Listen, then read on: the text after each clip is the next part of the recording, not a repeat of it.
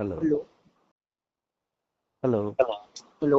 गुरुदेव प्रणाम। हाँ हाँ, प्रणाम प्रणाम। हाँ हाँ। हाँ। ଟିକେ ସ୍ପିଚ୍ ଅପ୍ ଡାଉନ୍ ହେଉଛି। ଆଜ୍ଞା। ସାଉଣ୍ଡ ହଁ ଏବେ ଭଲ ଶୁଭିଲା, କୁହନ୍ତୁ। ଚିହ୍ନି ପାରିଲେ? ହଁ ହଁ, ଚିହ୍ନିପାରିଲି କୁହନ୍ତୁ। ଆଜ୍ଞା ଗୁରୁଦେବ ଆପଣ ଯୋଉ ଆରପାରିକ ଆପଣଙ୍କ ସହିତ କଥା ହେଇଥିଲି ତ ଆପଣ ଅବତାରବାଦ ଉପରେ ମତେ କହିଥିଲେ କି ଅବତାରବାଦ ଆକ୍ଚୁଆଲି ପରମାତ୍ମା ନିରାକାର ବୋଲି। ହୁଁ ହୁଁ। ସୋ ଆପଣ ଗୋଟେ ଭିଡିଓ ବି ମୁଁ ଛାଡିଥିଲି। ଓକେ। ଆଜ୍ଞା। ହଁ ହଁ, ଶୁଭୁଛି, କୁହନ୍ତୁ। ଦେଖିଥିଲେ ଭିଡିଓ ଟା?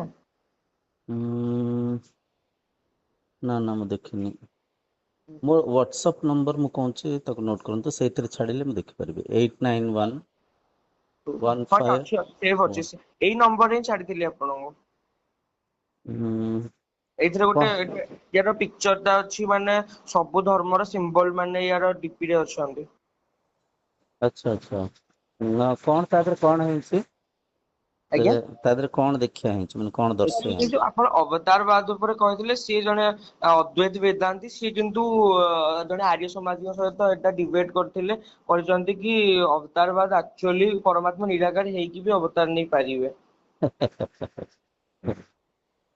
ହଁ, ବହୁତ ଗପ କାହାଣୀ ବହୁତ ଲୋକ କହୁଛନ୍ତି। ପରମାତ୍ମାଙ୍କୁ ତତ୍ଵରେ ବୁଝିବା ଏତେ ସହଜ ନୁହଁ। ଜାଣିଛୁ, ଆଚ୍ଛା କେବେ ମାୟା ବିଭିନ୍ନ ପ୍ରକାର, ବିଭିନ୍ନ ଜାଗାରେ ମାୟା ବାନ୍ଧିଛନ୍ତି କି ରଖିଛି ମଣିଷ ମନକୁ। କୋଉଠି ରୂପରେ, ରଙ୍ଗରେ, କୋଉଠି ଜ୍ଞାନରେ, କୋଉଠି ଇନ୍ଦ୍ରିୟ ସୁଖରେ, କୋଉଠି ଅଳସୁଆ ପଣିଆରେ, କୋଉଠି ଅହଙ୍କାରରେ, କୋଉଠି ମାନିଥିବା ଯେଉଁ ବିଧିବିଧାନରେ, ପରମ୍ପରାରେ, ବିଭିନ୍ନ ସ୍ତରରେ ମାୟା ବାନ୍ଧିକି ରଖୁଛି। ଗୋଟେ କଥା, ସିମ୍ପଲ ପ୍ରଶ୍ନ। ଈଶ୍ୱର ଏକ ଆମେ ସମସ୍ତେ କହୁଛେ। ଈଶ୍ୱରଙ୍କ ଠାରୁ ସୃଷ୍ଟି ହେଇଛି କହୁଛେ। ତାହେଲେ ସୃଷ୍ଟି ସେ ସ୍ରଷ୍ଟା ନୁହେଁ କି? ହୁଁ। ତାହେଲେ ଅବତାର କିଏ ନେବେ, କୋଉଠୁ ଆସିବେ? ତେବେ ଆପଣ ସେ ତ ଭଗବତ ଗୀତାରେ କହିଲେ ନା କି ମୁଁ ନିରାକାର ପରମାତ୍ମା ହେଇଥିଲେ ମଧ୍ୟ ମୋ ଯୋଗ ମାୟାକୁ ଅଧୀନରେ କରିକି ମୁଁ ପ୍ରକଟ ହୁଏ, କି କିଛି ସମୟ ପାଇଁ ପ୍ରକଟ ହୋଇଥାଏ। ମୁଁ ମାନେ କିଏ? ପରମାତ୍ମା। କିଏ ପରମାତ୍ମା? ଯିଏ କି ପରମାତ୍ମା କିଏ, ଯଦି ଏଇଟା କୋଶ୍ଚିନ୍ କରା ତାହେଲେ ଆମେ ଯିବାକୁ ପଡିବ ଉପନିଷଦ୍ ଆଡେ। ଅସଲି ପରମାତ୍ମା ହେଲେ ଶକ୍ତି। ବୁଝିପାରୁଛ? କିଏ? ତତ୍ଵରେ ପରମାତ୍ମା ହେଲେ ଶକ୍ତି, ଏନର୍ଜି। ଯାହାର ଆକାର ଆକୃତି କିଛି ନାହିଁ, ଆଉ ସେ ଆପଣ ନିଜେ। ବୁଝିହେଲା? ଆଉ ବାକି ସେ ଶକ୍ତିରେ ଯୋଉ ସୃଷ୍ଟି ନିର୍ମାଣ ହେଇଛି। ପରମାତ୍ମାରୁ ଆକାଶ, ଆକାଶରୁ ବାୟୁ, ବାୟୁରୁ ଅଗ୍ନି, ଅଗ୍ନିରୁ ଜଳ, ଜଳରୁ ପୃଥିବୀ। ପରମାତ୍ମାରୁ ଯେଉଁ ପଞ୍ଚଭୂତ ନିର୍ମାଣ ହେଇଛି, ପଞ୍ଚଭୂତରେ ଯେଉଁ ଏ ପ୍ରପଞ୍ଚ ନିର୍ମାଣ ହେଇଛି, ଏ ସବୁ ତାଙ୍କରି ଲୀଳା। ତାଙ୍କରି କହିବା ମାନେ ଟିକେ ମତେ ବି ଠିକ ଲାଗୁନି। ମୋର ହିଁ କହିପାରିବା, ମୋ ଜାଗାରେ ମୁଁ, ଆପଣ ଜାଗାରେ ଆପଣ। ଯେହେତୁ ସିଏ ଏକ, ସେଇ ଶକ୍ତି ମାଧ୍ୟମରେ ପ୍ରପଞ୍ଚ ଏ ସୃଷ୍ଟି ନିର୍ମାଣ ହେଇଛି। ତ ସୃଷ୍ଟିକୁ ଯଦି ଆମେ ଦେଖୁଛେ, ସୃଷ୍ଟିକୁ କିଏ ଦେଖୁଛି? ତାଙ୍କୁ ଚିହ୍ନିବାର ଅଛି। ବୁଝୁଛନ୍ତି? ସୃଷ୍ଟିକୁ କିଏ ଦେଖୁଛି, କିଏ ଶୁଣୁଛି, କୋଉଠି ଦେଖୁଛି? ମନରେ ଦେଖୁଛି। ମନରେ ଫେର କିଏ ଦେଖିଲା? ମନ ଯାଏ ଆମେ ଚିହ୍ନି ପାରୁଛେ, ମନ ଯାଏ ଆମେ ବୁଝିପାରୁଛେ। କିନ୍ତୁ ଆମେ ଏ କଥାକୁ ଧରି ପାରୁନେ, ଯେଉଁ ଈଶ୍ୱରୀୟ ସତ୍ତା, ଯେଉଁ ଚୈତନ୍ୟ ବ୍ରହ୍ମ, ଯେଉଁ ଆତ୍ମା, ସେ ମନର ଉର୍ଦ୍ଧ୍ୱରେ ଅଛନ୍ତି। ମନକୁ ଏକ ବସ୍ତୁ ରୂପରେ ବିନିଯୋଗ କରୁଛନ୍ତି। ତ ଆଚ୍ଛା ତେବେ ଏଇଠି ବହୁତ ଜଟିଳ ହେଇଯାଏ ବୁଝିବା, କିମ୍ବା ବହୁତ ଜଟିଳ ହେଇଯାଏ ବୁଝେଇବା। ମନର ଉର୍ଦ୍ଧ୍ୱରେ ଯିଏ ଅଛନ୍ତି, ତାଙ୍କୁ ଆମେ ମନ ମାଧ୍ୟମରେ ଚିହ୍ନି ପାରିବା କି? ବୁଝିପାରୁଛୁ? ତ ଯାହା ବି ରଙ୍ଗ, ରୂପ, ଆକାର, ଆକୃତି, ଅବତାର, ଶରୀର, ଦୃଶ୍ୟ, ଏ ସବୁ ମନର ମାୟା। ମନର ରଚିଥିବା ଲୀଳା। କିନ୍ତୁ ଭଗବତ ଗୀତାରେ ତ ଭଗବାନ କହିଲେ ନା, ଜନ୍ମ କର୍ମ ଚ ମେ ଦିବ୍ୟମ୍, ମୋ ଜନ୍ମ କର୍ମ ଦିଟା ଯାକ ଦିବ୍ୟ ବୋଲି। ଫେର ସେଇଠି 12ଟାରେ ଆସି ମୁଁ ପହଞ୍ଚିଗଲେ, ଘଣ୍ଟା। କିଏ, କୋଉ ପରମାତ୍ମା କହିଲେ? ଆଜି ଅବିନାଶୀ, ଯିଏ ସର୍ବକାଳ ପରିସ୍ଥିତିରେ କିଏ ଉପସ୍ଥିତ ସେ ଅଛି। ସିଏ କିଏ ସେ ଯିଏ ଯାହାଙ୍କଠୁ ସବୁ ଉତ୍ପନ୍ନ ହେଇଛି, ଯିଏ କି ସବୁ କିଛି ଯିଏ। କିଏ ସେ ସିଏ? କିନ୍ତୁ ସେଟା ଅନୁଭବର କଥା ହେଇଗଲା ନା, ଅନୁଭବର କଥା ନୁହଁ। ଅନୁଭବର କଥା ନା, ଅନୁଭବ ଆପଣ ବି କରିଛନ୍ତି। ଯେଉଁ ଆମେ କହୁଛେ ଏଇଟା ଗୋଟେ କଥା ହେଲା, ଆମେ ଯେହେତୁ ସ୍ଥୂଳ ଭାବରେ ଚିହ୍ନିଛେ ସଂସାରକୁ, ରଙ୍ଗ ରୂପରେ ମାନିଛେ ସଂସାରକୁ, ସେଇ ପରିକା ହିଁ ପରମାତ୍ମାଙ୍କୁ ଆମେ କଳ୍ପନା କରୁଛେ। ସେଠି ଯେଉଁ ମୁଁ ମୋ ଜନ୍ମ ମୃତ୍ୟୁ ଦିବ୍ୟ କହିଲେ, ଜନ୍ମ ବି ଦିବ୍ୟ, ଜନ୍ମ ମୃତ୍ୟୁ ନୁହେଁ, ଜନ୍ମ କର୍ମଞ୍ଚ ମେ ଦିବ୍ୟମ୍। ମାନେ ଜନ୍ମ ଆଉ କର୍ମ ଦିଟା ଯାକ ଦିବ୍ୟ। ସବୁ ମୃତ୍ୟୁ ମାନେ ବି ସେ ପରିବର୍ତ୍ତନ, କିଛି ଅସୁବିଧା ନୁହଁ। ମୃତ୍ୟୁ କହିବା ବି କିଛି ଅତିଶୟୋକ୍ତି ନୁହଁ। ଜନ୍ମ କର୍ମ ଦିବ୍ୟ ମାନେ କଣ? ସେଇ ଯୋଉ ଲୀଳା ଦିବ୍ୟ। ଲୀଳା ମାନେ କଣ? ଏଇ ଯୋଉ ସଂସାରକୁ ଆମେ ଦେଖୁଛେ ତେବେ ରଙ୍ଗ ଯଦି ରୂପ। ପରମାତ୍ମା ଏତେ ସବୁ ଜିନିଷ କରିପାରୁଛନ୍ତି, ସୂର୍ଯ୍ୟ ତିଆରି କରିଦେଲେ, ପଞ୍ଚମହାଭୂତ ତିଆରି ହେଇଗଲେ, ସବୁ ଏଇ ସବୁ ରୂପରେ ପରମାତ୍ମା ବିଦ୍ୟମାନ ଅଛନ୍ତି right? ବାସ୍ ବାସ୍ ବାସ୍ ବାସ୍। ତେବେ ତେବେ ଯଦି କୌଣସି ଜଣେ ଜଣେ ତାହେଲେ ଜୀବାତ୍ମା ରୂପେ ବି ସେ ପରମାତ୍ମା ହିଁ ଅଛନ୍ତି, କେବଳ ମାୟାର ଆବରଣ ଲାଗି ଅହମ୍ ଦ୍ଵାରା ମାନେ ଜୀବାତ୍ମା ଆଚ୍ଛାଦିତ ହେଇଯାଇଛି ଓ ଅହମ୍ ଦ୍ଵାରା ଶରୀରକୁ ଶରୀର ଭାବି ନିଜକୁ ଶରୀର ଭାବି ଦଉଛି। ବାସ୍ ବାସ୍ ବାସ୍। ଆଚ୍ଛା, ତେବେ ଯୋଉ ଜୀବାତ୍ମାଟି ଏଇ କଥାରୁ ଉର୍ଦ୍ଧ୍ୱ ଚାଲିଗଲା ବା ଯିଏ ତ୍ରିଗୁଣାତୀତ ହେଇଗଲା, ଆଉ ବାସ୍ ମାନେ ତେବେ ତେବେ ଭଗବାନ ଅର୍ଥ କଣ? ଯାହା ପାଖରେ 6ଟା ଭୋଗ ଅଛି, ଐଶ୍ୱର୍ଯ୍ୟ କଣ ଏ ସବୁ ଦୁଃଖ। ବର୍ଣ୍ଣନା କରାଯାଇଛି, ଏ ସବୁ ଠିକ ଅଛି। ଶାସ୍ତ୍ରରେ ତେବେ ବର୍ଣ୍ଣନା କରାହେଇଛି ତାଙ୍କ ତେବେ ଯୋଉ ଅତିଶୟୋକ୍ତିରେ ରାମ ଉଚ୍ଚ ଦେଖିବା ଆସିଗଲେ, ପାଇଁ। କି କୃଷ୍ଣ ଆସିଗଲେ, ସେମାନେ ଯଦି ସେମିତି ଯେହେତୁ ପରମାତ୍ମା ଏତେ ସବୁ ସମ୍ଭବପର ଜିନିଷ କରିପାରୁଛନ୍ତି, ତେବେ ଯେତେବେଳେ ରାମ ଆସିଲେ କି କୃଷ୍ଣ ଆସିଲେ, ତେବେ ପରମାତ୍ମା ସର୍ବବ୍ୟାପୀ ହେଇକି ବି ଆମେ ମାନେ ସ୍ଵୟଂ ବ୍ରହ୍ମ ସ୍ୱରୂପ ହେଇକି ବି ସେମାନଙ୍କ ଜନ୍ମ ହିଁ କେବଳ ସେଇ ଗୋଟେ ନିର୍ଦ୍ଦିଷ୍ଟ ମାନେ ଲୋକ ଶିଖିବା ପାଇଁ କିଛି ସମୟ ପାଇଁ ହେଇଥିବ। ସେମାନେ ମାନେ ଯେମିତିକି ସମୁଦ୍ର ସମୁଦ୍ରର କିଛି ଅଂଶ ଦିଟା ଯାଙ୍କ ଗୋଟେ ହେଇଥିବ, ସେମିତି ସେମାନେ ବି ପରମାତ୍ମା ହେଇଥିବେ। ସେମିତି ଆମେ ଭାବୁଛେ, ସେପରିକା ଆମକୁ ବ୍ୟାଖ୍ୟା କରାଯାଇଛି, ସେପରିକା ଆମେ ଶାସ୍ତ୍ରରେ ପଢୁଛେ। କୃଷ୍ଣ ଜନ୍ମ ହେଇଥିଲେ, ତୁମେ ବି ଜନ୍ମ ହେଇଛ। କୃଷ୍ଣ କେତେ ହଇରାଣ ଅସୁବିଧାରେ ଜୀବନ ଯାପନ କରୁଥିଲେ। ତାଙ୍କୁ ଲୁଚେଇକିରି ନନ୍ଦରାଜା ନେଇକରି ନଈ ପାର କରିକିରି ସେପଟେ ତାଙ୍କୁ ପାଳନ ନାଳନ କରିଥିଲେ। ଜନ୍ମ ହେଲେ ମା ବାପାଙ୍କୁ ତ୍ୟାଗ କରି ଆଉ କୋଉ ମା ବାପାଙ୍କ ପାଖରେ ଜୀବନ ଯାପନ କରିଥିଲେ। ଗାଈ ଜଗିଥିଲେ। ସେ ବିଦ୍ୟାଭ୍ୟାସ କରିକିରି ସେଠୁ ଫେରେ ତାଙ୍କର ଯୋଉ ଜୀବନକୁ ଯଦି ଆମେ ଦେଖିବା, ଆମେ ବି ତ ସେମିତି ଜନ୍ମ ହେଇଛେ, ଆମେ ବି ତ ସେମିତି ଘରେ ଅଛେ, ଆମେ ବି ଖାଉଛେ ପିଉଛେ ବଞ୍ଚିଛେ, ବିବାହ ଘର, ଆମେ ବି ସନ୍ତାନ ଉତ୍ପତ୍ତି କରୁଛେ, ଆମେ ବି ସବୁ ଜିନିଷ କରୁଛେ। କିନ୍ତୁ ତ ବାସ୍ତବରେ କୃଷ୍ଣ ଜଣେ ତ ବ୍ରହ୍ମଜ୍ଞ ଥିଲେ, ସିଏ ବ୍ରହ୍ମଜ୍ଞ ଥିଲେ, ଗୁରୁ ଥିଲେ, ବ୍ରହ୍ମାନୁଭୂତି କରିଥିଲେ। ଗୋଟେ କଥା ହେଲା, ଯେମିତି ଟିକେ ପୂର୍ବରୁ କହୁଥିଲେ, ଯିଏ ବ୍ରହ୍ମଙ୍କୁ ଚିହ୍ନନ୍ତି ସେ ଜାଣିପାରନ୍ତି ମୁଁ ହିଁ ବ୍ରହ୍ମ। ବ୍ରହ୍ମବେଦ ବ୍ରହ୍ମେତୁ ଭବତ ଆତ୍ମବେଦ ଆତ୍ମେତୁ ଭବତ। ଯିଏ ବ୍ରହ୍ମକୁ ଚିହ୍ନିଗଲା, ସେ ବ୍ରହ୍ମ ହେଇଗଲା। ମାନେ ଯିଏ ଡକ୍ଟର, ଭାବିନିଅନ୍ତୁ ଜଣେ ଡକ୍ଟର ଅଛନ୍ତି, ଯେ ଡକ୍ଟର ହେଇଗଲେ, କେମିତି ହେଇଗଲେ? ଡକ୍ଟରୀ ବିଦ୍ୟାକୁ ଅଭ୍ୟାସ କରି, ପାଠକୁ ପଢିକିରି, ଚିକିତ୍ସା ଶାସ୍ତ୍ରକୁ ଅଧ୍ୟୟନ କରିକିରି ଡକ୍ଟର ବନିଗଲେ। ଯଦି ଡକ୍ଟର ବନିଗଲେ, ସେ ଅନ୍ୟଙ୍କୁ ଡକ୍ଟର ବନେଇବା ପାଇଁ ପ୍ରୟାସ କରିପାରିବେ, ଇନଷ୍ଟିଚ୍ୟୁଟ୍ ଖୋଲିପାରିବେ, କୋଚିଂ ଦେଇପାରିବେ, ପାଠ ପଢ଼େଇ ପାରିବେ, ଚିକିତ୍ସାକୁ ଶିଖେଇ ପାରିବେ। ଆଚ୍ଛା, ତାଙ୍କ ପାଖରୁ ଯିଏ ଚିକିତ୍ସାକୁ ଶିଖିବା ପାଇଁ ଯାଉଛନ୍ତି, ସେ ଚିକିତ୍ସା ଶିଖିବେ କେମିତି? ତାଙ୍କ ଜ୍ଞାନ ମାଧ୍ୟମରେ, ତାଙ୍କ ଜ୍ଞାନର ପ୍ରାକ୍ଟିକାଲ ଆଚରଣ ମାଧ୍ୟମରେ, ତାଙ୍କୁ ଫଟୋକୁ ପୂଜା କରିକିରି, ତାଙ୍କୁ ପ୍ରଶଂସା କରିକିରି, ତାଙ୍କୁ ମୁଣ୍ଡିଆ ମାରିକିରି ଶିଖିପାରିବେ କି? ତେବେ ଭଗବତ ଗୀତାରେ ଏଇଟା ବି ତ ମୁଁ କେବଳ ଗୀତା ପଢିଛି, ତ ମୁଁ କେବଳ ଗୀତା କହୁଛି, ମୁଁ ହୁଁ ଉପନିଷଦ ବ୍ରହ୍ମସୂତ୍ର ଆଡେ ଯାଇନି। ହୁଁ ସୋ ଭଗବତ ଗୀତା ବି ମୋ ପାଖରେ ଦିଟା ଅଛି। ଗୋଟେ ମାନେ ଜ୍ଞାନ ମାର୍ଗୀୟ, ଯେମିତି ସାଧକ ସଞ୍ଜୀବନୀ ରାମସୁଖ ଦାସଙ୍କର, ହୁଁ ଆଉ ଯୋଉଟା ଅଦ୍ୱୈତ ବେଦାନ୍ତ ପ୍ରମୋଟ କରେ, ଆଉ ଗୋଟେ ଭକ୍ତି ମାର୍ଗ ଯୋଉଟା ଶ୍ରୀଲ ପ୍ରଭୁପାଦଙ୍କର ହୁଁ ଇସ୍କନରେ। ସୋ ଦିଟା ଯାଙ୍କରେ ମୁଁ ଗୋଟେ ଶ୍ଲୋକ ଅଛି କି ପତ୍ରମ୍ ପୁଷ୍ପମ୍ ଫଲନ୍ତୋ ଯୋ ମେ ଭକ୍ତ୍ୟା ପ୍ରୟଶ୍ଚତି, ଏଇ ଟାଇପର ଗୋଟେ ଶ୍ଲୋକ ଅଛି ହୁଁ କି ହେ ଅର୍ଜୁନ, ଯିଏ ମତେ ନିତ୍ୟ ପତ୍ର ପୁଷ୍ପ ଫଳ ସମର୍ପଣ କରେ, ଏଇ ଟାଇପର ଗୋଟେ ବି ଶ୍ଲୋକ ଅଛି। କାହାକୁ ଦବା, କାହାକୁ ଅର୍ପଣ କରିବା?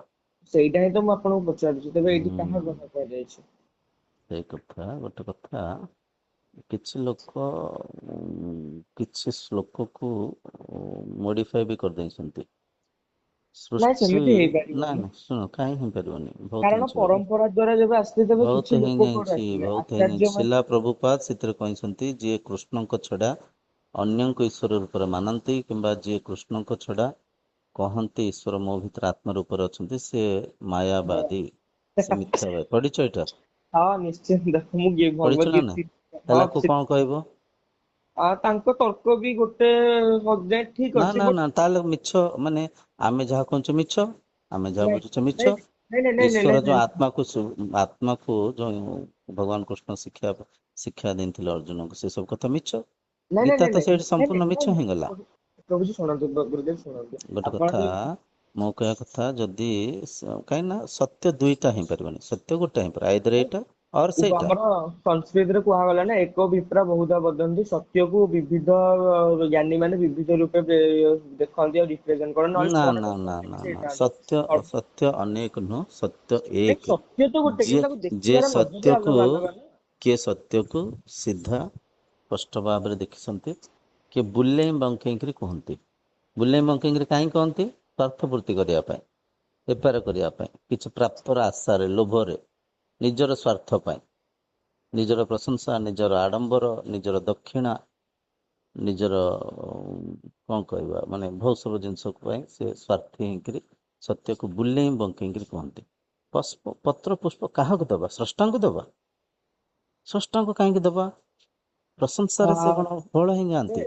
ନାଇଁ ଆକ୍ଚୁଆଲି ଆମେ ତାଙ୍କ ପାଇଁ ତାଙ୍କୁ ଦବାନି, ଆମେ ଆମ ନିଜ ଅହଙ୍କାରକୁ ଦଳିତ କରିବାକୁ ଦବା ବୋଲି। ଏଇଟା ଏଇଟା ତ ସ୍ତ୍ରୀ ଲୋକ ଉପାଦନ କଲେ କି ଆମେ ତାଙ୍କୁ ଦବା ବୋଲି ସେ ଏଇଟା ବ୍ୟାଖ୍ୟା କରୁଛନ୍ତି, ପତ୍ର କେମିତି କଣ କରୁଛନ୍ତି ବଟ ସ୍କୁଲକୁ ଯାଉଛେ ପାଠ ପଢିବା, ବ୍ରହ୍ମ ବିଦ୍ୟା, ଆଧ୍ୟାତ୍ମିକତା ଗପ କାହାଣୀ ନୁହଁ, ଆଧ୍ୟାତ୍ମିକତା ଏକ ବିରାଟ ବିଦ୍ୟା, ଗୁପ୍ତ ଜ୍ଞାନ, ବ୍ରହ୍ମ ଜ୍ଞାନ, ତେବେ ମୁଁ ଆତ୍ମଜ୍ଞାନ। ତେବେ ୟା ଉପରେ ଯେତେବେଳେ ମୁଁ ଗଲି ସ୍ୱାମୀଜୀ ରାମଚୁକ ଦାସଙ୍କ ଭାଷ୍ୟ ଉପରେ, ତ ସେଥିରେ ସେ ଲେଖିଲେ କି ବାସ୍ତବରେ ଆମେ ଭଗବାନଙ୍କୁ ତାଙ୍କ ଦରକାର ବୋଲି ଆମେ ଦବାନି, କାରଣ ଭଗବାନଙ୍କର ତ ସବୁ କିଛି, ତ ହୁଁ ଆମେ ବି ତାଙ୍କ, ଆମେ ତାଙ୍କୁ କଣ ଦବା? ତେବେ ଏଥିରେ ପ୍ରଶ୍ନ, ସେ ଗୋଟେ କୋଶ୍ଚିନ୍ ଆନ୍ସର ଟାଇପରେ ବି ସେ କହିଲେ କି ତେବେ ପ୍ରଶ୍ନ ଉଠିପାରେ କି ତେବେ ଆମେ ଭଗବାନଙ୍କୁ ଦବା ହିଁ କାହିଁକି, ତାଙ୍କର ତ ସବୁ କିଛି, ତ ଏଠି କିଛି ଆନ୍ସର ଦେଇଛନ୍ତି କି ବାସ୍ତବରେ ଯେହେତୁ ଆମର ଅହଙ୍କାର ପରିପୃଷ୍ଟ ହେଇକି ଅଛି କି ଆମର ସବୁ କିଛି, ତ ଯେତେବେଳେ ଆମେ କିଛି ଜିନିଷ ଭୋଗ ନେଉ, ତେବେ ଗୋଟେ ମନ୍ତ୍ର ଆମର ପାଠ ଅଛି, ତୁଭ୍ୟମ ବସ୍ତୁ ଗୋବିନ୍ଦ ତୁଭ୍ୟମୈବ ସମର୍ପେ ଗୃହାଣାମ ସମ୍ମୁଖ ଭୂତ ପ୍ରସିଦ୍ଧ ପରମେଶ୍ୱର, କି ହେ ପରମାତ୍ମା ଗୋବିନ୍ଦ, ତୁମ ବସ୍ତୁ ତୁମକୁ ଅର୍ପିତ ହେଲା, ତ ଏଇ ଟାଇପ ର। ତ ସେ କହିଲେ ପ୍ରଥମେ ବୁଝ ଗୋଟେ କଥା, ଅହଙ୍କାର ବୈଦିକ ଭାଷାରେ ଯୋଉ ଅହଙ୍କାର କୁହାଯାଇଛି, ଅହଂକାର ଗର୍ବ ନୁହେଁ, ଅହଂକାର ଅବିଦ୍ୟା। ମୁଁ ଆତ୍ମା, ମୁଁ ବ୍ରହ୍ମ, ମୁଁ ହିଁ ସେ ନିରାକାର ଚୈତନ୍ୟ ସତ୍ତା, କିନ୍ତୁ ଅବିଦ୍ୟାରେ, ଅଜ୍ଞାନରେ ମୁଁ ନିଜକୁ ଦେହ ଇନ୍ଦ୍ରିୟ ମନ ମାନିଛି। ତ ଆକୁ ଅସଲି ଅହଂକାର କୁହାଯାଏ। ଅହଂକାର ବି ବାଟବଣା କରାଯାଇଛି ଏଠି। ଅହଂକାର ବୁଝିହଉଛି ନା ନାଇଁ? ଅହଂକାର ଯୋଉ ଆମେ ଯୋଉ ଅହଂକାରକୁ ପଢୁଛେ, ନାଇଁ ଆପଣ ଯୋଉଟା କହୁଛନ୍ତି ସେଇଟା ମୁଁ ବି ସେ ତାକୁ ହିଁ ଅହଙ୍କାର ପୂରଣ କରୁଛି, ମୁଁ ଭାବଟା ଯେ କି ମୁଁ ଶରୀର ବୋଲି, ସେଇଟା ହଉଛି ଅହଙ୍କାର। ଆଉ ସେଇଟା ତାହେଲେ ଅହଂକାର ମିଟିବ କେମିତି? ଅହଂକାରର କାରଣ କଣ? ଅବିଦ୍ୟା, ଅଜ୍ଞାନ, ହଁ କି ନାଇଁ? ଅହଂକାରର କାରଣ ଅବିଦ୍ୟା। ତ ଅହଂକାରର କାରଣ ଯଦି ଅବିଦ୍ୟା, ଅବିଦ୍ୟାକୁ ମିଟେଇବା କେମିତି? ଫଳ ପୁଷ୍ପ ଦେଇକିରି, ନା ଜ୍ଞାନ ମାଧ୍ୟମରେ, ସାଧନା ମାଧ୍ୟମରେ? ସେଟା ତ ଆପଣ ଠିକ କଥା କହିଲେ, କିନ୍ତୁ ସେଇଠୁ କିନ୍ତୁ କଥା ହଉଛି କି ପତ୍ର ପୁଷ୍ପ ମାନେ ସେଇଟା ତାଙ୍କ ପାଇଁ ନୁହଁ, ସେଇଟା ଆକ୍ଚୁଆଲି ଆମ ପାଇଁ କି କାହା ପାଇଁ? ମାନେ ପରମାତ୍ମାଙ୍କ ପାଇଁ ଆମେ ତାଙ୍କୁ ଦବାନି, ଆମେ ଆକ୍ଚୁଆଲି ଆମ ପାଇଁ ଦବା କି ଆମର ଆମ ପାଇଁ ପରମାତ୍ମା ତ ଦବା, ଆମେ ଖାଇଦବା, ତାଙ୍କୁ ଅର୍ପଣ କାହିଁ କରିବା, ଅନ୍ୟକୁ କାହିଁ ଦବା? କାରଣ ପରମାତ୍ମା ପ୍ରତି ଆମ ସମର୍ପଣକୁ ପରିପୃଷ୍ଟ କରିବା ପାଇଁ। ସମର୍ପଣ ଦାତାଙ୍କୁ ଆମେ କଣ କରିବା? ସମର୍ପଣ ଦାତାଙ୍କୁ କଣ କରିବା? ଦାତାଙ୍କୁ ସେମିତି ତ କହିଲେ ଦାତାଙ୍କ ବାପା ବି ଗୋଟେ ଯେତେ ମୂଳ କଥା ଏଠି ଆଧ୍ୟାତ୍ମିକତା ଆଜିର ଯୁଗରେ ସମ୍ପୂର୍ଣ୍ଣ ବିପରୀତ, ଓଲଟା ହେଇଯାଇଛି। ଯାହା ଫଳରେ ଆମେ ଅନେକ ପୂଜାଦି କାର୍ଯ୍ୟକ୍ରମ କରୁଛେ, ଅନେକ ଆଶା ଆକାଂକ୍ଷାରେ ଈଶ୍ୱର ପ୍ରାପ୍ତି କରିବା ପାଇଁ ଆମେ ସାଧନା ବି କରୁଛେ, କିନ୍ତୁ କିଛି ଅସାଧୁ ମାନଙ୍କ ଯୋଗୁରୁ ସତ୍ୟ ଭ୍ରମିତ ହେଇଯାଇଛି, ଭ୍ରମରେ ପଡିଯାଇଛି, କେହି ଭିତରେ ଚିହ୍ନି ପାରୁନାହାନ୍ତି। ବୁଝିପାରୁଛ ନା ନାଇଁ? ତ ବହୁତ ସେଥିରେ ଏଇଟା କଥା ଅଛି। ଭଗବଦ୍ଗୀତା ଟାକୁ ଗୁହ୍ୟତମ ଜ୍ଞାନ କୁହାଗଲା, ରାଜଯୋଗ ଯୋଉଟା ତାକୁ ନାଇଁ ଗୁହ୍ୟତମ। ଗୁହ୍ୟତମ ଜ୍ଞାନ ନୁହଁ, ଭଗବତ ଗୀତା ବି ସରଳ ଥିଲା, ତାକୁ ବି ବହୁତ ମୋଡିଫାଏ କରିଦେଇଛନ୍ତି, ତାକୁ ସବୁ ବାଟବଣା କରିଦେଇଛନ୍ତି। କଣ ବାଟବଣା? ଆପଣ କହିବେ କି ଇସ୍କନ ବାଲା ବାଟବଣା କରିଦେଇଛନ୍ତି, ଠିକ ଅଛି, ତାର ଇସ୍କନ ବାଲା ତାଙ୍କ ଭାଷ୍ୟରେ ବାଟବଣା କରିଛନ୍ତି, କିନ୍ତୁ ମୂଳ ନାଇଁ ଶ୍ଲୋକରେ ଇସ୍କନ ବୋଲିକିରି ଆମେ କାହିଁ କହିବା? ଗୋଟେ କାହାରି ନାଇଁ ନାଇଁ ଠିକ ଅଛି, ତାହେଲେ କାହାରିକୁ ମୂଳ ଇଣ୍ଡିକେଟ କଲେ କିଏ ଟିକେ ତାଙ୍କ ମନରେ ଦୁଃଖ ଆସିବ, ସେ କଥା ନୁହଁ। ମୋ କହିବା କଥା, ଏବେ ଦେଖନ୍ତୁ, ଏଇଖା ଆମେ ପ୍ରେମାନନ୍ଦ ମହାରାଜ ଯାହାଙ୍କୁ ତମେ ବି ମାନ ବୋଲି କହୁଥିଲ, ଆଜ୍ଞା ସିଏ ରାଧା ରାଧା କହୁଛନ୍ତି। ଏଠି ମୂଳ ହେଲା, କୃଷ୍ଣ ହେଲେ ଆତ୍ମଜ୍ଞାନୀ, କୃଷ୍ଣ ହେଲେ ବ୍ରହ୍ମଜ୍ଞାନୀ। ଯେଉଁ ଗୁରୁଙ୍କ ମାଧ୍ୟମରେ ଆମେ ଭଗବତ ଗୀତାକୁ ଶିଖିଛେ, କୃଷ୍ଣଙ୍କ ଆଧାରରେ ଆମେ ଆତ୍ମଜ୍ଞାନକୁ ଶ୍ରବଣ ମନନ ଚିନ୍ତନ କରିବା ପାଇଁ ଆମ ପାଖରେ ଭଗବତ ଗୀତା ଅଛି, ତାହେଲେ ସେଠି ରାଧାରାଣୀକୁ କାହିଁ ଉପାସନା କରିବା ପାଇଁ କହୁଛନ୍ତି? କୃଷ୍ଣ ତ ନିଜେ କହିଛନ୍ତି ମୁଁ ଶରୀର ନୁହେଁ, ମୁଁ ଆତ୍ମା। ଅହମ ଆତ୍ମା ଗୁଡ଼ାକେଶ ସର୍ବଭୂତାଶୟ ସ୍ଥିତଃ ଅହମାଦିଶ୍ଚ ମଧ୍ୟମ ଚ ଭୂତାନାମନ୍ତ ଏବ ଚ। ଭଗବତ ସେଥିଲାଗି ଗୀତାର ତ 10ମ ଅଧ୍ୟାୟ ଶ୍ଲୋକ ସଂଖ୍ୟା 20। ତ ମୁଁ ସେଥିଲାଗି ଆତ୍ମା କହୁଛନ୍ତି, ସେ ନିଜେ ହିଁ କହୁଛନ୍ତି ମୁଁ ଯୋଉ ମତେ ତୁମେ ଦେଖୁଛ ଶରୀର ରୂପରେ, ମୁଁ ଏ ଶରୀର ନୁହେଁ, ମୁଁ ଆତ୍ମା। ସେ ନିଜେ କହୁଛନ୍ତି। ତ ସେଠି ଫେର ଯୋଉ ରାଧା ରାଧା ରାଧା ରାଧା କହିକି ନାଚୁଛନ୍ତି ଏମାନେ, ଇଏ କଣ ଭ୍ରମିତ କରୁନାହାନ୍ତି ଲୋକଙ୍କୁ? ଭ୍ରମରେ ଆଉ ଟିକେ ଜଟିଳ କରୁନାହାନ୍ତି ସାଧନାକୁ? ଆପଣଙ୍କୁ ନାଚ ଗୀତ ପସନ୍ଦ ନୁହଁ, ଆପଣଙ୍କୁ ସେଇ ଯୋଉ ଇଏ କଣଟା ଆଡମ୍ବର ଟା ପସନ୍ଦ ନୁହଁ ବୋଲି ଆପଣ ମନା ନା ନା କରୁଛନ୍ତି। ନା, ସେ କଥା ନା, ଆଡମ୍ବର ପସନ୍ଦ ନୁହଁ ଗୋଟେ କଥା। ନାଇଁ କିଛି ଲୋକ ନାକକୁ ବୁଲେଇକି ଧରିବା କାହିଁକି? ନାଇଁ ନାଇଁ କିଛି ଲୋକ ନାକକୁ ସିଧା କାହିଁ ଧରିବାନି, ବୁଲେଇକି କାହିଁ ଧରିବା? ତେଣୁ ସେଥିଲାଗି ସତ୍ୟକୁ ଆମକୁ ବୃନ୍ଦାବନ ଯିବାକୁ ସତ୍ୟକୁ ପଡେ, ତାଙ୍କୁ ପଚାରିବାକୁ ପଡେ। ସତ୍ୟକୁ ସ୍ପଷ୍ଟ ଭାବରେ ଆମେ କାହିଁକି ଚର୍ଚ୍ଚା ହବାନି? ସତ୍ୟକୁ ବୁଲେଇକିରି ବାଟ ବଣା କରିକି ଆମେ ଅସୁବିଧାର ସମ୍ମୁଖୀନ କାହିଁକି ହବା? ନାଇଁ ଯେବେ ତାଙ୍କ ପାଖକୁ ସେମିତି କ୍ୱେଶ୍ଚନ ଆସି କରିବେ, ସେ ପୁରା ଟୋଟାଲ ଅଦ୍ୱୈତ ବେଦାନ୍ତ ଉପରେ ହିଁ କୁହନ୍ତି କି ଉପନିଷଦରେ ଏଇଟା କୋଟ କରାଯାଇଛି, ତ ଆମେ ସ୍ୱୟଂ ଆତ୍ମା, ସେ ପୁରା ମାନେ ପୁରା ଅଦ୍ୱୈତ ଜ୍ଞାନ ଟା ଦେଇଛ ବହୁତ ସମୟରେ କହିଛନ୍ତି ତାଙ୍କ ଏକାନ୍ତିକ ବାର୍ତ୍ତାଳାପରେ ବି। ହୁଁ। ଆପଣ ବହୁତ କହିବେ କଥା। ଯଦି ଆପଣ ସେଣ୍ଡ ବି କରିଦେବେ ସେ ଭିଡିଓ ଗୁଡା, ଯୋଉଥିରେ କି ସେ ନିଜକୁ ଅହମ ବ୍ରହ୍ମସ୍ମି ତତ୍ତ୍ୱ ଗୁଡାକର ବ୍ୟାଖ୍ୟା ବି କରିଛନ୍ତି ପୁରା ଅଦ୍ୱୈତ ବେଦାନ୍ତର ଇଏରେ। ଆଉ ଲାଷ୍ଟକୁ ସେ କହିଛନ୍ତି କି ଆମେ ଯୋଉ ତାହେଲେ ରାଧା ରାଧା ବି ଯୋଉ ଆମେ ଜପ କରୁଛେ, ବାସ୍ତବରେ ରାଧା ରାଧା ରାଧା ରାଧା ଆମ ଜପ ମାନେ ଆମେ ତ ସ୍ୱୟଂ ଆତ୍ମ ସ୍ୱରୂପ, ଆମେ ପୂର୍ଣ୍ଣ, କିନ୍ତୁ ରାଧା ରାଧା ଜପର କାରଣ ହଉଛି ଆମ ସଂସାରର ମାୟାରୁ ଆମେ ବିସ୍ଫୋରଣ ହବ। ଆଉ ମାନେ ବେସିକଲି କଣ ଏଇଟା କହିଥିଲେ ମୋର ବି ଟିକେ ରାଧା ରାଧା ଜପି ଦେଲେ ସଂସାରରୁ ମାୟାରୁ ମୁକ୍ତି ପାଇଯିବ? ମାନେ ଭଗବତ ଗୀତାରେ ତ ଏଇଟା ବି କହିଲା ନା, ଅନନ୍ୟମ ଚିନ୍ତ ୟସ୍ମୋ ମା, ଗୋଟେ ଶ୍ଲୋକ ଅଛି କି ଯୋଉଥିରେ କି କୁହାଗଲା କି ଯିଏ ମୋର, ହେ ଅର୍ଜୁନ, ଯିଏ ମୋର ଅନନ୍ୟ ରୂପେ ଚିନ୍ତନ କରେ ତାକୁ ମୁଁ ସରଳତାର ସହିତ ପ୍ରାପ୍ତ ହେଇଯାଏ। ଭଗବତ ଗୀତାରେ ଏକଥା ବି କୁହାଯାଇଛି 18 ଅଧ୍ୟାୟ 66ରେ, ସର୍ବଧର୍ମାନ୍ ପରିତ୍ୟଜ୍ୟ ମାମ୍ ଏକଂ ଶରଣଂ ବ୍ରଜ ଅହଂ ତ୍ୱଂ ସର୍ବ ପାପେଭ୍ୟୋ ମୋକ୍ଷୟିଷ୍ୟାମି ମା ଶୁଚଃ। ଯାହାକୁ ମୋକ୍ଷ ଦରକାର, ସିଏ ଆତ୍ମା ସାଙ୍ଗରେ ସମାହିତ ହବାର ଆବଶ୍ୟକ ଅଛି। ଇନ୍ଦ୍ରିୟ ମନର ଉର୍ଦ୍ଧ୍ୱକୁ ଯିବାର ଆବଶ୍ୟକ ଅଛି। ଧାରଣା ଧ୍ୟାନସ୍ଥ ହେଇକି ସମାଧିସ୍ଥ ହେଇକିରି ସେ ଆତ୍ମା ସାଙ୍ଗରେ ସମାହିତ ହେଲେ ହିଁ ମୁକ୍ତି ପାଇବେ। ତ ଯଦି ଆମେ ଜପରେ ହିଁ ରହିଯିବା, ନାମ ଜପରୁ ଉର୍ଦ୍ଧ୍ୱକୁ ଯିବାନି, ଆମେ ଯଦି ନିରାକାର ମାନେ ସତ୍ତା ସାଙ୍ଗରେ ସମାହିତ ହବା ପାଇଁ ନାମର ଉର୍ଦ୍ଧ୍ୱକୁ ନାମି ପାଖକୁ ଯିବା ନାହିଁ, ଧାରଣାରୁ ଧ୍ୟାନସ୍ଥ ହବା ନାହିଁ, ଧ୍ୟାନରୁ ସମାଧିସ୍ଥ ହବା ନାହିଁ, ତାହେଲେ ଈଶ୍ୱର ପ୍ରାପ୍ତି ହେଇଯିବ? କୁହ। ମାନେ ନାମଟା ଆପଣ ମାନେ ଆପଣ ଏଠି ମତେ ଲାଗୁଛି ଆପଣ ବୋଧେ ଭାବୁଥିବେ କି ନାମଟା କରିବା କଥା, ନାମକୁ ଆମେ ପ୍ରୀତି ପୂର୍ବକ ଖାଲି ନାମ ନାମ ପ୍ରାଥମିକ ସାଧନା। ତ ସେଇ ସାଧନା ଭିତରେ ଯଦି ଆମେ ଅଟକି ଯିବା, ନାମୀଙ୍କ ପାଖରେ କେମିତି ପହଞ୍ଚିବା? ବେସିକଲି ନାମ ଜପର କନସେପ୍ଟ ହଉଛି ଆମର ନାଇଁ ନାଇଁ ବିଷୟ ନାଇଁ, ଗୋଟେ ଚିନ୍ତନ କଥା ଆମର ଗୋଟେ କଥା ହବା ଗୋଟେ ଦରକାର। କଥା ଗୋଟେ କଥା ଗୋଟେ କଥା, ବେସିକ ଜିନିଷ ତ ସମସ୍ତେ କହୁଛନ୍ତି। ବେସିକ ଜିନିଷ, ଗୋଟେ ମନ୍ଦିରକୁ ଯାଉଛେ, ଦିଅଙ୍କୁ ମୁଣ୍ଡିଆ ମାରୁଛେ, ମୂର୍ତ୍ତି ରୂପରେ, ଦୁଇ ରୂପରେ, ଆକାର ରୂପରେ, ଆକୃତି ରୂପରେ ଦେଖୁଛେ, ମନରେ ଭକ୍ତି ଭାବକୁ ଧାରଣା କରୁଛେ, ମନ ଭିତରେ ବୈରାଗ୍ୟକୁ ଆଣିବା ପାଇଁ ଚେଷ୍ଟା କରୁଛେ, ସେ ତ ପ୍ରାଥମିକ ପୂଜା 98% ଚାଲିଛି। କିନ୍ତୁ 2% ଯେଉଁ ସାଧୁ ସନ୍ଥ ଯିଏକି ଉଚ୍ଚ ସ୍ଥିତିରେ ବହିଛନ୍ତି, ଯିଏକି ଅନେକ ଲୋକଙ୍କୁ ମାର୍ଗଦର୍ଶନ କରିବା ପାଇଁ ପ୍ରଚାର କରୁଛନ୍ତି, ଯାହାଙ୍କ ପାଖରେ କେତେ ଦୂର ଦୂରାନ୍ତରେ ଲୋକ ଯାଇକି ପହଞ୍ଚୁଛନ୍ତି, ସିଏ ଯଦି ସେ ନାମ ଭିତରେ ହିଁ ସୀମିତ ରହିବେ, ସେ ଯଦି ସେ ନାମୀଙ୍କୁ ଚିହ୍ନିବା ପାଇଁ ଚେଷ୍ଟା କରିବେନି, ସେ ଯଦି ଭଗବାନଙ୍କ ତତ୍ଵର ପ୍ରଚାର କରିବେନି, ସତ୍ୟର ପ୍ରଚାର କରିବେନି, ରଙ୍ଗ ରୂପରେ ଆକାର ଆକୃତିରେ ଦେଖିକି ନାଚିବେ, ତାହେଲେ ଜନତା ଭ୍ରମରେ ଭ୍ରମିତ ହେଇଯିବେ ନା ସତ୍ୟକୁ ଚିହ୍ନି ପାରିବେ?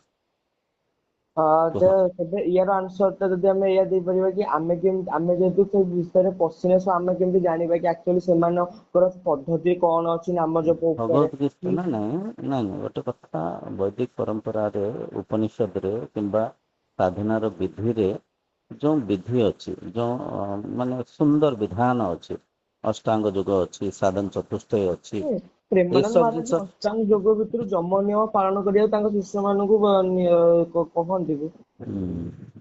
କହନ୍ତି ଯେ, ଗୋଟେ କଥା ଯୋଉ ହଁ ସେ ପ୍ରଚାର ପୂର୍ବରୁ ନିଜେ ହିଁ ଜଣେ ବେଦାନ୍ତୀ ରହି ଆସିଛନ୍ତି। ସେ ନିଜେ ପୂର୍ବରୁ ଜଣେ ଅଷ୍ଟାବକ୍ର ଗୀତା, ସେ ନିଜ ତାଙ୍କ ପ୍ରବଚନ ମାନଙ୍କରେ ବି ଏଇଟା କହିଥିଲେ କି ଅଷ୍ଟାବକ୍ର ଗୀତା ହେଇଗଲା କି ଉପନିଷଦ ହେଲା, ସେ ଏଇଥିରେ ପୂର୍ବରୁ ଇଏ ହେଇକି ଆସିଛନ୍ତି। ପୂର୍ବରୁ କିଏ କଣ ଥିଲେ ସେଇଟା ଠିକ ଅଛି, ଯେତେବେଳେ ଜଣେ ପ୍ରଚାର କରିବା ପାଇଁ ଲୋକ ସମ୍ମୁଖକୁ ଆସିଲେ, ଲୋକଲୋଚନକୁ ଆସିଲେ, ମାର୍ଗଦର୍ଶନ କଲେ, ମୋ ମତରେ ସେଠି ସବୁ କଥା ସ୍ପଷ୍ଟ ଭାବରେ କହିବାର ଆବଶ୍ୟକ ଅଛି। ନାଇଁ ବୁଲେଇ ସେଟା ବଙ୍କେଇ ନୁହଁ।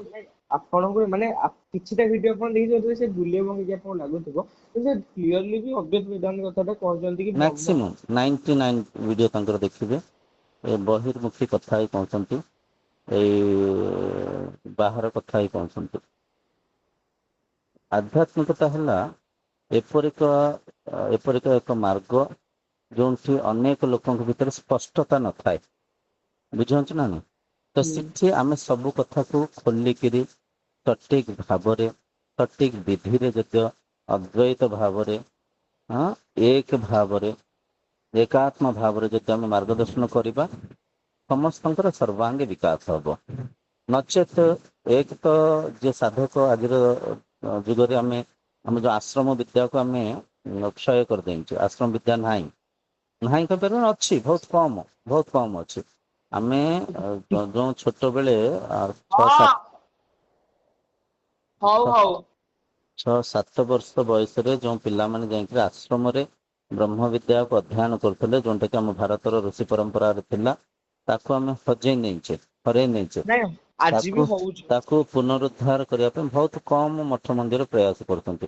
ତ ଆମର ବଳ ବୟସ ହେଲା ପରେ, ସବୁ ରଙ୍ଗ ରୂପକୁ ଭୋଗିଲା ପରେ, ଇନ୍ଦ୍ରିୟଙ୍କ ଦାସ ହେଲା ପରେ, କଷ୍ଟକୁ, ରୋଗକୁ, ପୀଡ଼ାକୁ, ଶୋକକୁ, ବ୍ୟାକୁଳତାକୁ ଭୋଗିଲା ପରେ ଅନେକ ଲୋକ ଆଜିର ସମୟରେ ବୃଦ୍ଧାପ୍ୟରେ ଆସୁଛନ୍ତି ଆଧ୍ୟାତ୍ମିକତାକୁ ଆଚରଣ କରିକିରି।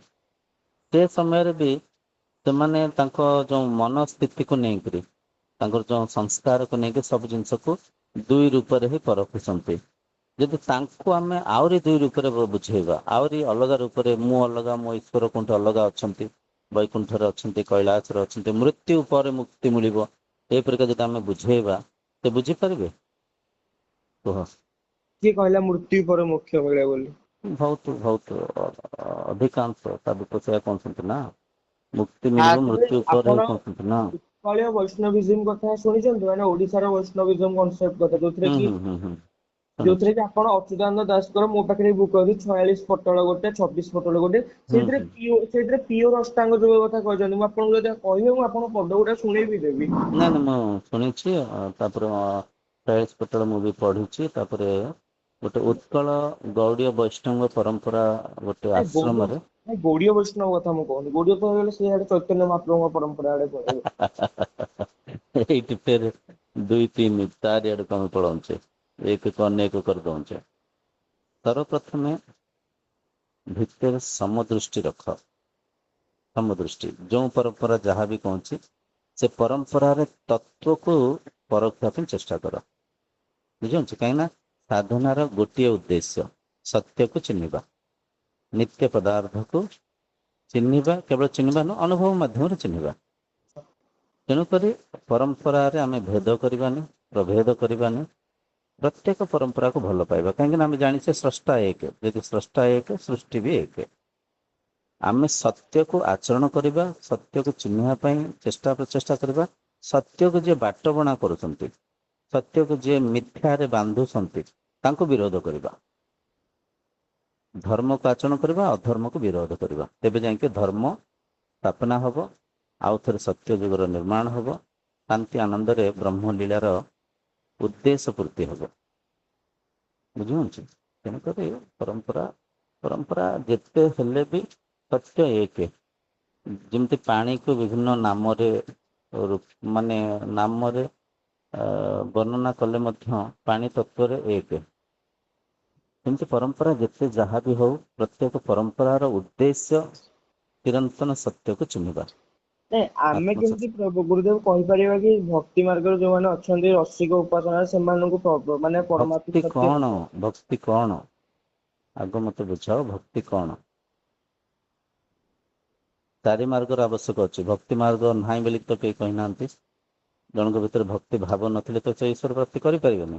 ଭକ୍ତି ମାର୍ଗ ଖରାପ କେହି ତ କହିନାହାନ୍ତି। ଭକ୍ତି କଣ? କାହାକୁ ଭକ୍ତି କୁହାଯାଏ? କୁହ। ଭକ୍ତି କାହାକୁ ଭକ୍ତି କୁହାଯାଏ? ଈଶ୍ୱରଙ୍କ ପ୍ରତି ଯୋଉ ପ୍ରେମ ଭାବ ଆମର ଅଛି, ସେଟା ଆମ ଭକ୍ତି। ଈଶ୍ୱରଙ୍କ ପ୍ରତି, ଈଶ୍ୱର କିଏ? ଈଶ୍ୱର ଯିଏ ପରମାତ୍ମା ସର୍ବବ୍ୟାପୀ ନିରାକାର ବ୍ରହ୍ମ ଆନନ୍ଦ ସ୍ୱରୂପ ସଚ୍ଚିତ ଆନନ୍ଦ ରୂପ ସ୍ୱରୂପ ଯାହାଙ୍କର କୋଉଠି ଅଛନ୍ତି? ସର୍ବବ୍ୟାପୀ ସବୁଠାରେ ଅଛନ୍ତି ସର୍ବମ୍ ଖଲମିଦମ୍ ବ୍ରହ୍ମ। ତାହେଲେ ଆମେ ଯୋଉ ମନ୍ଦିର ଭିତରୁ ଯାଇକି ଯୋଉ ଦିଅଙ୍କୁ ମୁଣ୍ଡିଆ ମାରୁଛେ, ମନ୍ଦିର ବାହାରେ ବସିଥିବା ଭିକାରୀକୁ ମୁଣ୍ଡିଆ ମାରୁଛେ? ତେବେ ୟାର ଆନ୍ସର ଆମେ ଏଇଆ ଦେଇପାରିବା କି ଆମର ବାସ୍ତବରେ ଯୋଉ ଦିଅଙ୍କୁ ଆମେ ଯାଇକି ମୁଣ୍ଡିଆ ମାରୁଛୁ ଯୋଉମାନଙ୍କର ତ ଅହମ ଯୁକ୍ତ ସେମାନଙ୍କ ପାଇଁ ପ୍ରାରମ୍ଭିକ ସ୍ତରରେ ତ ଗୋଟେ ମୂର୍ତ୍ତିର ଆବଶ୍ୟକତା ନିହାତି ଅଛି। କିଛି ତ ଗୋଟେ ଆମେ ଆଧାର କରିକି ଆମେ ଉପାସନା କରିବା ନା। ଆଧାର ଶବ୍ଦର ନେଇପାରିବା ନା ନାଇଁ? ଆଜ୍ଞା। ଶବ୍ଦର ଜ୍ଞାନର ଶାସ୍ତ୍ରର ଆଧାର ନେଇପାରିବା ନା ନାଇଁ? ହୁଁ। ତାପରେ ନିରାକାର ବ୍ରହ୍ମଙ୍କୁ ସାକାର ରୂପରେ କୁହାଗଲା ଓମ୍। ଓମ୍ ଶବ୍ଦ ବ୍ରହ୍ମ, ଅକ୍ଷର ବ୍ରହ୍ମ, ସାକାର ବ୍ରହ୍ମ। ଯଦି ଓମ୍ ଶବ୍ଦ ବ୍ରହ୍ମ ସାକାର ବ୍ରହ୍ମ ଆମ ପାଖରେ ଅଛନ୍ତି, ତାହେଲେ ଏତେ ବ୍ରହ୍ମଙ୍କ ସ୍ୱରୂପକୁ ଆକାର ଆକୃତି ଦେଇକରି ଉପାସନା କରିବାର ଆବଶ୍ୟକ ଅଛି କି? ସେଟା ଯୋଉ ସବୁ ତାଙ୍କୁ ପଚାରିଲେ ଜଣା ପଡିବ। କାହାକୁ ପଚାରିବ? ବୈଷ୍ଣବ ମାନଙ୍କୁ ତାହେଲେ ପଚାରିକି ମୁଁ ଆପଣଙ୍କୁ ଯିଏ କହିବି ଆଉ।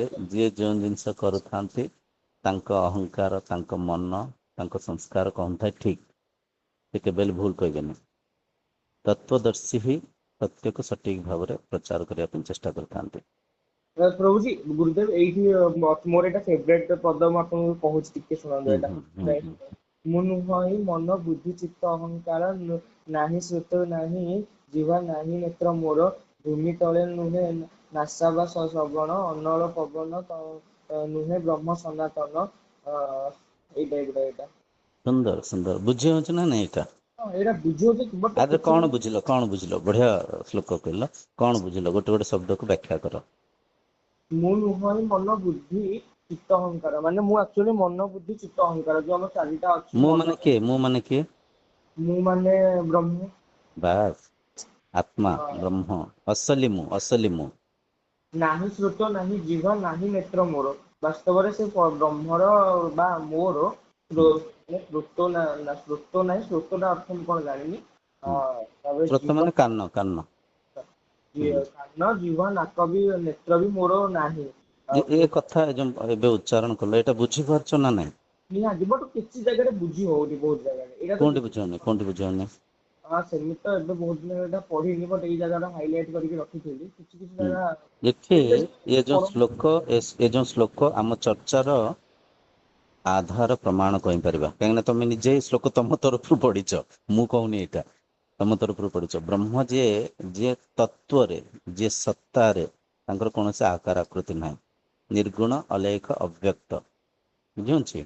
ହଁ ଓଡିଆରେ ଏଇଟାକୁ ଅଲେଖ ଗୋଟେ ଶବ୍ଦ ନୂଆ ହଁ ଜିନିଷଟା ଓଡିଆରେ ଏଇଟା ଆମେ ୟୁଜ ହଁ କରୁ ତାଙ୍କ ତେଣୁକରି ଯାହାର ରୂପ ନାହିଁ, ଆମେ ଯଦି ତାଙ୍କୁ ରୂପ ଦେଇକି ଉପାସନା କରିବା, ଯାହାର ନାମ ନାହିଁ ତାଙ୍କୁ ଯଦି ଆମେ ନାମ ଦବା, ତାହେଲେ ଆମେ ଆଉଥରେ ମାୟାରେ ବାନ୍ଧି ଛନ୍ଦି ହେଇଯିବାନି?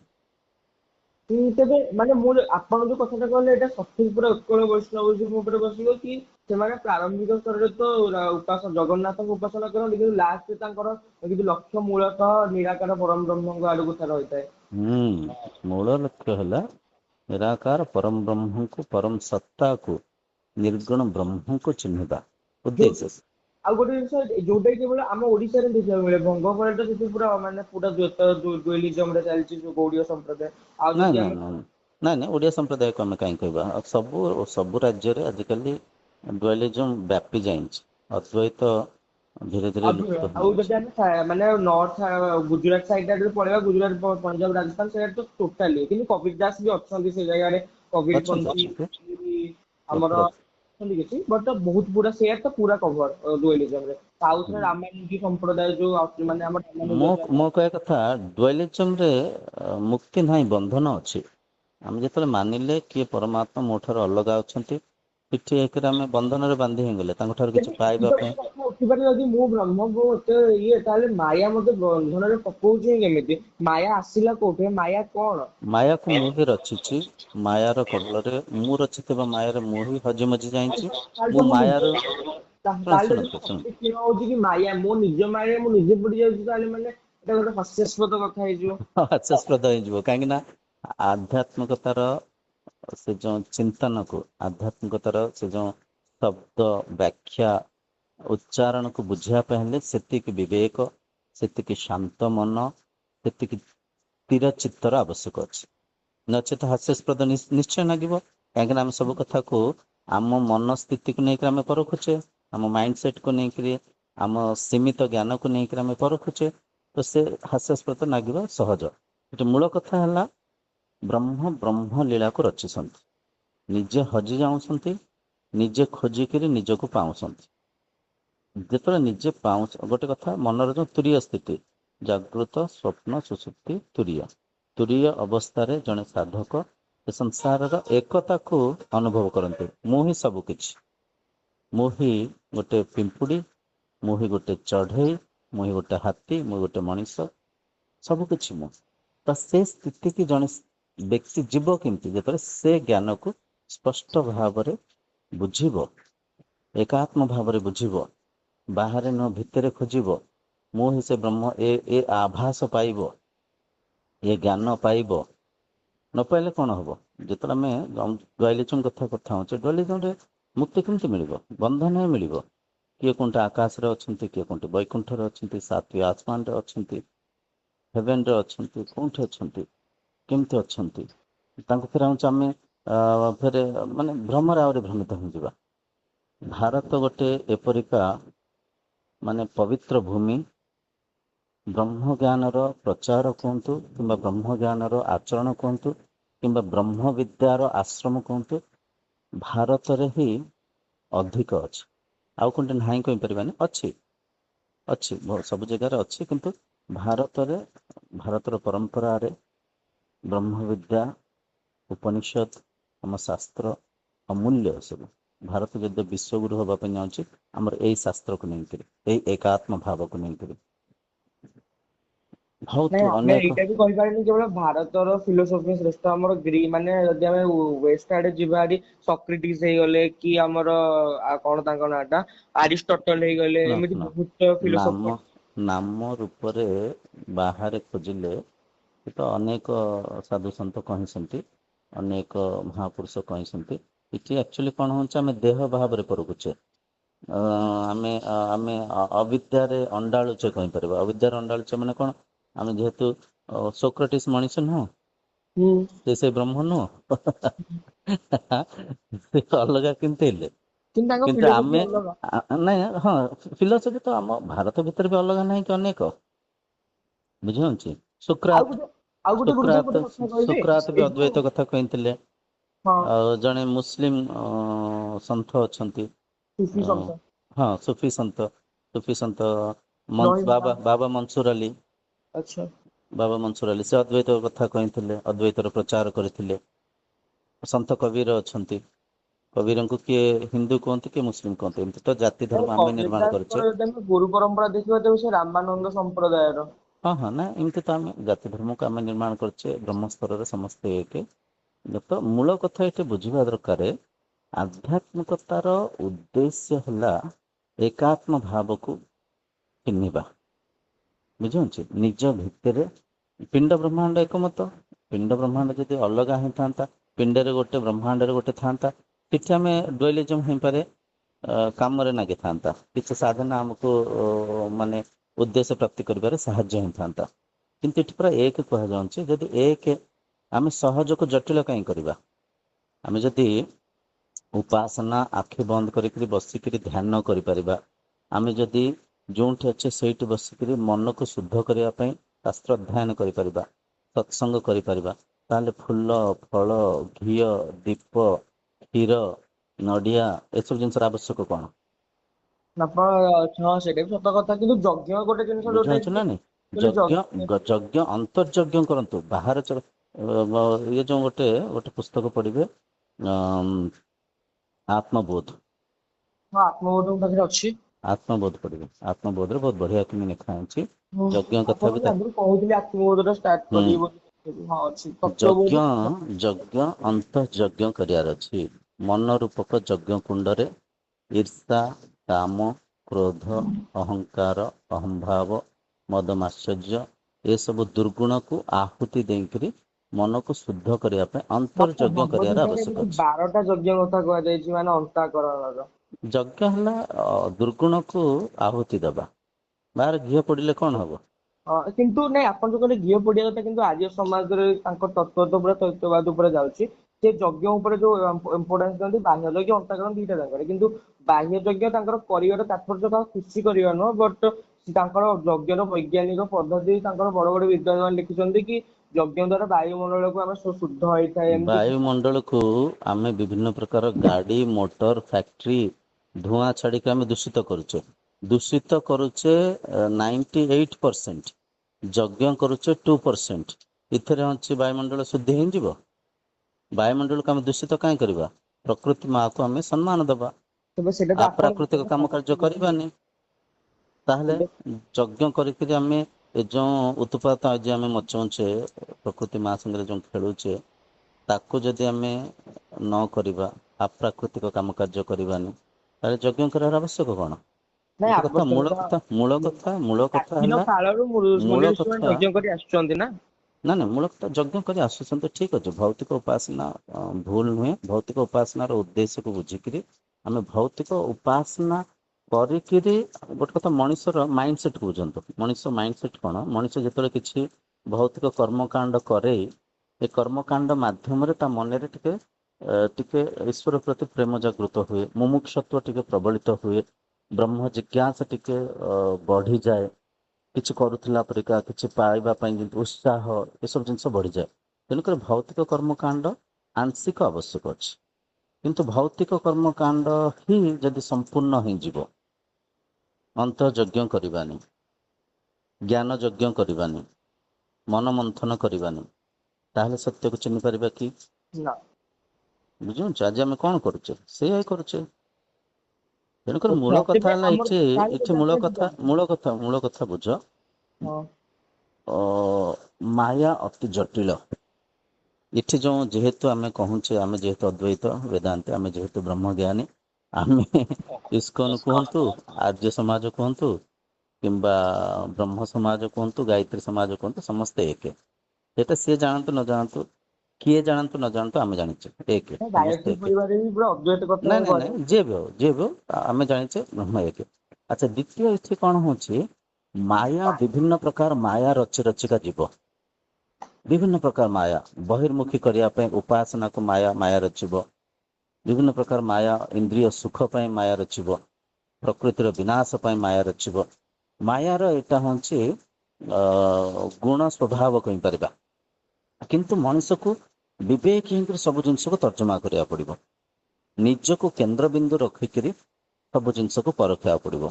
ଗୋଟେ କଥା ମତେ ସ୍ପଷ୍ଟ କୁହନ୍ତୁ, ମୋ ବିନା ମୋର ଭୌତିକ ଉନ୍ନତି ହଉ, ମାନସିକ ଶାନ୍ତି ହଉ, ଶାରୀରିକ ସୁଖ ହଉ, ଯାହା ହଉ, ମୋ ବିନା ମୁଁ ଉପାସନା କରିବି କି? ମୁଁ ନା। ଉପାସନାର ଉଦ୍ଦେଶ୍ୟ କଣ? କାହା ପାଇଁ କରୁଛି? ମୋରି ପାଇଁ କରୁଛି। ଆଇଦର ଶରୀରକୁ ଆରୋଗ୍ୟ ରଖିବା ପାଇଁ ହଉ, ମନକୁ ଶାନ୍ତି ରଖିବା ପାଇଁ, କିମ୍ବା ଈଶ୍ୱର ପ୍ରାପ୍ତି କରିବା ପାଇଁ, ଯାହା ବି ହଉ, ତା ମୂଳ କେନ୍ଦ୍ରବିନ୍ଦୁ କିଏ? ମୁଁ। ଅନେକ ଲୋକ କହନ୍ତି ଈଶ୍ୱର ମୋ ଭିତରେ ଅଛନ୍ତି। ସେଇ ଲୋକ ଫେର କହନ୍ତି ଈଶ୍ୱର ମୁଁ ଅଲଗା। ଈଶ୍ୱର ସର୍ବଜ୍ଞ, ମୁଁ ଅଳ୍ପଜ୍ଞ। ଈଶ୍ୱର ସର୍ବବ୍ୟାପୀ, ମୁଁ ଏ ଶରୀର ସୀମିତ। ଏଇଟା ଆର୍ଯ୍ୟ ଈଶ୍ୱର ସମାଜଙ୍କ କଥା କହିଥିଲେ। କିଛି ଲୋକ ଡାଇରେକ୍ଟ ଆର୍ଯ୍ୟ ସମାଜ ହିଁ କୁହନ୍ତି। ତ ଗୋଟେ କଥା, ଯଦି ମୁଁ ଅଲଗା, ମୋ ଭିତରେ ଫେର ସେ ରହିଲେ କେମିତି? ଆଚ୍ଛା, ଏଇଟା ଆଉ ଗୋଟେ ପ୍ରଶ୍ନ ଉଠେ, ଯିଏ ମୋ ଭିତରେ ଅଛନ୍ତି, ମୁଁ ତାଙ୍କ ଠାରୁ ବଡ, ନା ସେ ମୋ ଠାରୁ ବଡ? ଯଦି ସିଏ ମୋ ମୁଁ ଠାରୁ ସେଇଆ ବଡ, ଆର୍ଯ୍ୟ ସମାଜକୁ ମୁଁ ସେଇଆ କୋଶ୍ଚିନ୍ କରେ, ଶୁଣନ୍ତୁ, ଯଦି ପରମାତ୍ମା ସିଏ ଯଦି ମୋ ଠାରୁ ବଡ, ମୁଁ ତାଙ୍କୁ ମୋ ଭିତରେ କେମିତି ରଖିପାରୁଛି? କୁହନ୍ତୁ ମତେ। ମୁଁ ତାଙ୍କୁ ମୋ ଭିତରେ କେମିତି, ବହୁତ ଶରୀର ଅଛନ୍ତି, ନିଜେ ଭ୍ରମରେ ଅଛନ୍ତି, ଅନ୍ୟକୁ ଭ୍ରମିତ କରିବା ପାଇଁ ଆଡୁ ସାଡୁ ପ୍ରଚାର କରୁଛନ୍ତି। ଗୋଟେ କଥା ସ୍ପଷ୍ଟ, ଗୋଟେ କଥା, ଈଶ୍ୱରଙ୍କୁ ମୁଁ ଯେକୌଣସି ଉଦ୍ଦେଶ୍ୟରେ ପ୍ରାର୍ଥନା କରୁନା କାହିଁକି, ଜ୍ଞାନ ପ୍ରାପ୍ତି ପାଇଁ ହଉ, ମୁକ୍ତି ପ୍ରାପ୍ତି କରିବା ପାଇଁ ହଉ, ଭୌତିକ ଆଶାଭିଳାଷ ପାଇଁ ହଉ, ଭୌତିକ ଉନ୍ନତି କରିବା ପାଇଁ ହଉ, ଯାହା ବି ହଉ, ଆର କେନ୍ଦ୍ରବିନ୍ଦୁ କିଏ? ମୁଁ। ହଁ କି ନାଇଁ? ତ ମୋ ଆଜ୍ଞା ଛଡା କିଛି ଅଛି କି? ନା।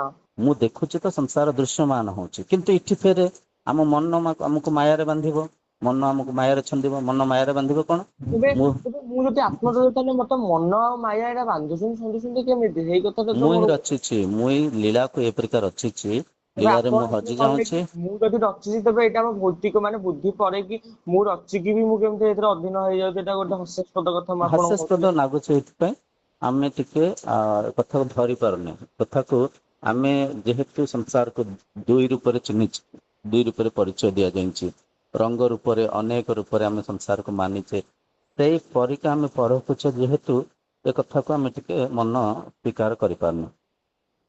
ବୁଝିପାରୁଛ ନା ନାଇଁ? ଏଠି ଆକ୍ଚୁଆଲି ବ୍ରହ୍ମ ଯୋଉ ଆମେ ସତ୍ତା କହୁଛେ, ସେ ମନର ଉର୍ଦ୍ଧ୍ୱରେ ଥାଇକିରି ମନର ସାକ୍ଷୀ ଭାବରେ, ମନର ଦ୍ରଷ୍ଟା ଭାବରେ ମନକୁ ସେ ପରିଚାଳନା କରୁଛନ୍ତି ଏକରେ। ଦ୍ୱିତୀୟ, ପ୍ରାଣ ଶକ୍ତିର ଆଧାର ରୂପରେ ସେ ଭିତରେ ଅଛନ୍ତି। ଆର ପ୍ରମାଣ ଅଛି, କେନ ଉପନିଷଦର ପ୍ରମାଣ ଅଛି। ୟତ୍ ପ୍ରାଣେନ ନା ପ୍रणेति येन प्राण प्रणीयते तदेव ब्रह्मत्वं विद्धि नेदम एदिदम उपास्यते। ଆଚ୍ଛା। ବୁଝିପାରୁଛି? ଏ ପ୍ରାଣ ବ୍ରହ୍ମଙ୍କୁ ଦେଖିପାରିବନି। ଯୋଉ ଶକ୍ତି ମାଧ୍ୟମରେ ପ୍ରାଣ ଶକ୍ତି ଜୀବିତ ଅଛି, ତଦେବ ବ୍ରହ୍ମତ୍ୱം ବିଦ୍ଧି, ତାଙ୍କୁ ତୁମେ ବ୍ରହ୍ମ ଭାବରେ ଚିହ୍ନ। ନେଦମ ଏଦିତମ ଉପାସ୍ୟତେ, ଏ ଯୋଉ ଭୌତିକ ଉପାସନା କରୁଛେ, ଇଏ ଉପାସନାର ବିଧି ନୁହଁ। ବୁଝୁଛି? ୟନ୍ମନସା ନା ମନୁତେ ନାହୁର୍ମନୋ ମତଂ ତଦେବ ବ୍ରହ୍ମତ୍ୱಂ ବିଦ୍ଧି ନେଦମ ଏଦିତମ ଉପାସ୍ୟତେ। ଏଇଟା କେନ ଉପନିଷଦର ପଞ୍ଚମ ମନ୍ତ୍ର। ୟନ୍ମନସା ନା ମନୁତେ, ଏ ମନ ବ୍ରହ୍ମଙ୍କ କଳ୍ପନା କରିପାରିବନି, ଏ ମନ ବ୍ରହ୍ମଙ୍କ ଦର୍ଶନ କରିପାରିବନି, ମନନ ଚିନ୍ତନ କରିପାରିବନି। କାହିଁକି କରିପାରିବନି? ବ୍ରହ୍ମ ପରା ମନକୁ ବସ୍ତୁ ରୂପରେ ବିନିଯୋଗ କରୁଛନ୍ତି। ଯିଏ ମନକୁ ବସ୍ତୁ ରୂପରେ ବିନିଯୋଗ କରୁଛନ୍ତି, ଆମେ ମନ ମାଧ୍ୟମରେ ତାଙ୍କୁ କେମିତି ଦେଖିପାରିବା? ମୋବାଇଲକୁ ଆମେ ୟୁଜ୍ କରୁଛେ, ମୋବାଇଲର ୟୁଜର ଆମେ, ତ କଣ ମୋବାଇଲ ଆମକୁ ଦେଖିପାରିବ? ହବନି। ବୁଝିପାରୁଛୁ? ଆଉ ଠିକ ଅଛି, ଏଠି ଟିକେ ବର୍ଷା ହଉଛି ବହୁତ ଜୋରରେ। ଆଜ୍ଞା, ଆମ ଆଡେ ବି। ଘଡଘଡି ମାରୁଛି, ତ ଆମେ ଟିକେ କଥା ହେଇପାରିବାନି। କଥା ହବା ଧୀରେ ଧୀରେ, ଆମେ ଧୀରେ ଧୀରେ ବୁଝିପାରିବ। ଅନେକ ମନ୍ତ୍ର, ଅନେକ ଶ୍ଲୋକ, ଅନେକ ଗୋଟେ ଆଧାର ଅଛି। ଆଉ ଗୋଟେ କଥା କହିବି, ଏଇ ଯୋଉ 46 ପଟରେ ଏଇ ଯୋଉ କିଛିଟା ପଦ ମୁଁ ପଢିଛି, ଏଇ ଟୋଟାଲ ଏଇପରି ଡିଟୋ ଜିନିଷ ଆମର ରମଣ ମହର୍ଷି ତାଙ୍କ ହୁଏମାଇରେ ଲେଖିଛନ୍ତି, ଫର୍ଷ୍ଟ ରୁ ଲେଖିଛନ୍ତି। ଲେଖିଛନ୍ତି ବହୁତ ବହୁତ ସାଧୁ ସନ୍ଥ ସତ୍ୟକୁ ପ୍ରଚାର କରିବା ପାଇଁ ମୁଁ ଅନେକ। ରଖୁଛି, ମୁଁ ରଖୁଛି, ହଉ ରଖୁଛି। ହଉ ହଉ।